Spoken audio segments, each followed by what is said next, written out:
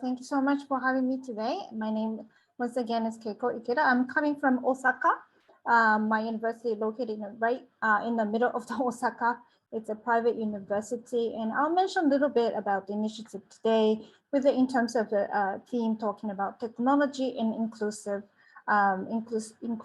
for education in a higher education institution. So let me start with this quote.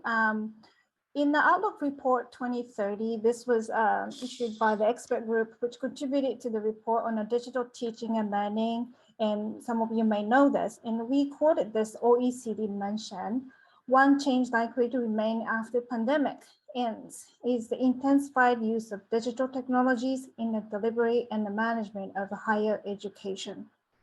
And even before COVID, as we know, there has been a such thing called IOE, Internet of Education phase. This has been started already. We're now much more aware that we ought to make sure the audience of IOE, Internet of Education, should be more inclusive. Indeed, when you're talking about international education, number of higher education students studying abroad is growing. But when we critically see that what's happening with the equity and inclusion point of view, it tells a different pictures. This is a map from a project atlas showing the leading places of origin of international students by host country. While some diversity is found when compared to how things were in 2010, for example, yet still physical mobility trends show that the landing sites of international students are selective, and also that the sending countries are also limited.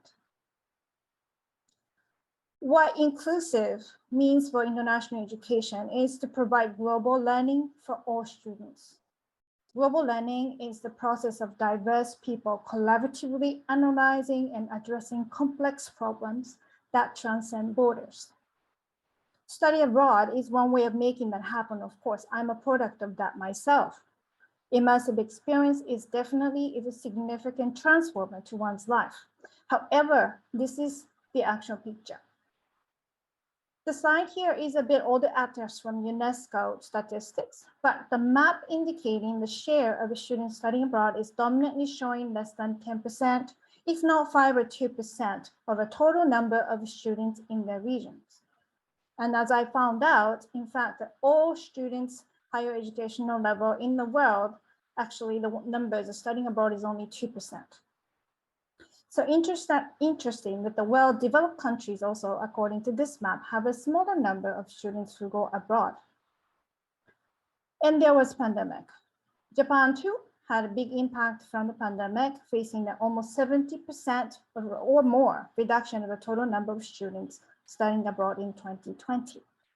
So what we can make a point here is that the physical mobility as international education has been rather exclusive than inclusive. There's another dimension I should touch on here, particularly to examine how diversity and inclusion being addressed in the study abroad. This is the students with disabilities. I'm sorry, race and ethnicity. This one was the first, and I'll talk about disability next. So take the US, just for an example. The number of US students studying abroad for credit is roughly about 340,000 students. And this represents about 1.8% of all US students enrolled in all institutions in higher education in the US, and about 10% of US graduates.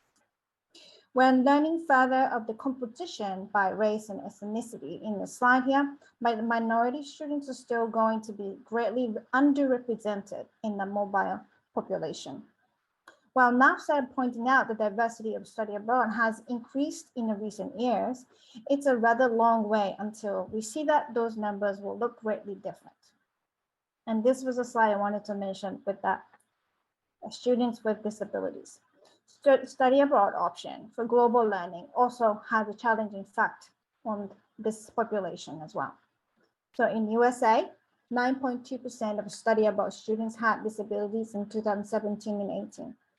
In Norway, I found this fact that the only 1% of students who took part in the exchange program had registered as a need for support and service. And in Japan, I looked and could not find that number indicated, but however, it's a very, very, very close, quite small. So while we need to work on broadening the opportunity for mobility, of course, with this population too.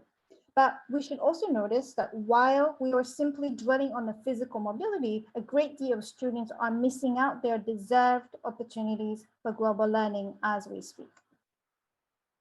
So with these developments and current affairs that do not seem to confirm to assure equity, inclusion, and diversity as much as we want to see in international education, we would like to think, how would the digitally enhanced learning methods contribute?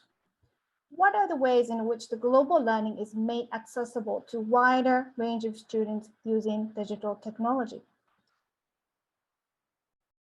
One of the actions that we're adapting at Kansai University is to promote online global learning called COIL, Collaborative Online International Learning.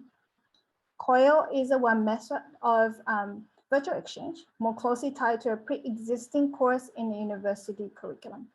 In the COIL model, as described by SUNY State University of New York, students from different countries enrolled in shared courses with the faculty members from each country by co-teaching and managing coursework. We had introduced this at Kansai University in 2014, while before the pandemic, as a part of a blended learning design to promote digital literacy for our students. The university saw a good result from this practice, and then in 2015, it had become a part of the internationalization strategy for the university. With this institutionalization of this practice, COIL courses are now running both at the undergraduate and then postgraduate levels, averaging about 15 to 30 courses each semester. IIGE, the center I belong to, is promoting it, and it's has a growing partner network globally in which the global learning is enabled. In Asia, Japan has launched its initiative to widespread this new pedagogy funded by the government at the same timing as the EU actually had initiated their virtual exchange Erasmus Plus project in 2018. Japan's Ministry of Education supported the 13 universities, including Kansai University that year. And this was the start of a COIL education network called Japan COIL Association. And as of 2021 August, we have now 41 universities, 10 private organizations, and 5 US universities. So it's a growing network now. Many are already practitioners of COIL or virtual exchange, and there are newcomers also in the members to get started from this point. Sharing good practices among the members seems to play a key role in disseminating a successful model of a virtual exchange in a COIL case. While internationalization of higher educational institutions endure strategies without student and staff mobilities now with this COVID crisis, universities in Japan have initiated their digital transformation approach to move forward. KU has launched its initiative on transforming education through digitalization in this year. At KU, we foresee the norm of a classroom will be high flex, where online and on-site students are both present to take a class, with or without a challenge like COVID. So high flex mode enables interaction between the participants, not only among those on-site, but also with the students online. We launched Global Smart Classroom, as known as GSC initiative, which was launched this year. The room has a capacity to show the participants projected in a bigger monitor, and the saving microphones pick up the students' voices easily. The new web conference application will adopt AI language translation and caption too, so in order to assist the needs that can be among the various students. We are a private comprehensive university with over 30,000 students, and we have 5 campuses spread out in Osaka Prefecture. We have diverse needs among our students, those with some kind of disabilities, those who are not yet to cross the border from their home country to Japan, international students, and simply those who wish to customize their learning process more flexibly by choosing to learn remotely or in the classroom. To provide the same curriculum for all students in the different campuses, this cannot be done without the power of online education modality. How we see the power of digital technology contributes to equity and inclusion is illustrated in this slide. Given the context of the pandemic still, the physical distancing is expected. With utilizing technology, particularly ICT, we can engender social intimacy while keeping a physical distance. For example, we have students log on to web conferencing app even when we are actually gathering in a physical classroom, and then have them engage in a group discussions in the breakout rooms, like in using Zoom with someone in the room. So rather than avoiding or skipping the group work because you are in the physical classroom together, we employ ICT to make that happen. So those who join the class remotely also appreciate interactive group work without feeling left out in this way as well. Using the global smart classroom infrastructure, Kansai University is initiating what we're calling Japan Multilateral project this year. This is a co-ownership project with the IIG global partners. So in this virtual exchange program, multiple instructors from partner institutions will collaborate to develop a virtual exchange curriculum together, then open it to a network of international universities, have their students participate to take a course together. It will emphasize student group collaborative learning and make sure they are giving intentional intercultural learning along the way. This program will start in February 2022 with 2 modules on 21st century skill development. I'm excited about this. This project actually came out of our original COIO program called UMA COIO joint program in liaison with a consortium UMA. For example, the 2021 program attracted over 200 applicants, and we were able to accommodate a total of 80 plus students in total from 11 countries and regions, and many from the Asia were represented.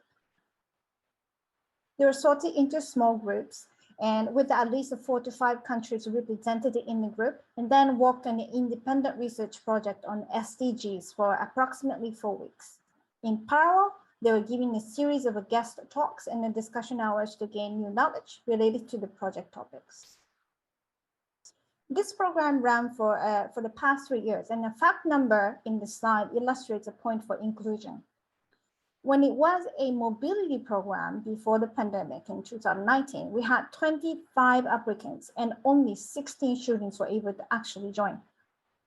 We raised over 2 million yen to support their traveling and accommodation costs as well from private sector. And then we turned to the program to 100% online in 2020 and 2021 for the reason that we all know. Then we received 282 applicants and were able to take 219 students from over 66 institutions. In terms of inclusion, we can say that virtual exchange and COIO program was more successful than a physical mobility program. So then the question remains, what did the student think of this 100% online program then? Overall, the students in the program had a very positive reaction. I think it's best to hear their actual voices than I talk about it, so here it is.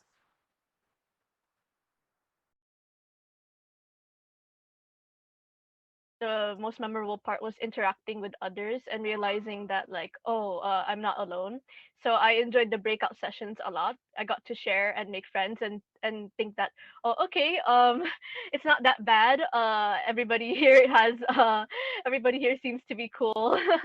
I feel like it was really memorable. Like, I feel like the projects, like all those like guiding questions and reflections we did were really memorable to me because like it's not that I'm closed-minded, but I had like, just like Dave, I had this one goal that I was really set on. And I was like, nah, I'm not going to sway from this. But in turn, I ended up swaying a lot. And I like the projects made me think more. It was like a lot of critical thinking. And I think the most important takeaway and most memorable thing I had was it made me rethink a lot more. I thought like growing up, I was like, I think I'm pretty set on my opinions, but you know, it made me rethink a lot of things that I didn't think I would know. So I think the students had more convincing than I would talk about it. Anyway, so we're now developing this modules, JMCP, Japan Multilateral COIO program, which is pretty much the program that you just saw, to provide even more opportunities for global learning. In February 2022, as I was talking about, that we are going to have a modules on 21st century skills. And then we are thinking about a couple more modules as well. One is touching on a module on SDGs and a business. And another is a module on diversity and inclusion. And in addition to the module development, we're also training a new batch of teachers who can take charge of those programs called the Japan JMCP main facilitators, so that the multiple courses will run at once to accommodate more students from all over the world. Our next action, along with the module development, is to establish the linkage to global employability. Those who go through the virtual exchange acquired program will be assessed using a global learning rubric, as you saw here, and we would want to issue digital badges as micro-credentialing. Those with this kind of a credentialing can show their competence to future employers or aim for advancement for their career.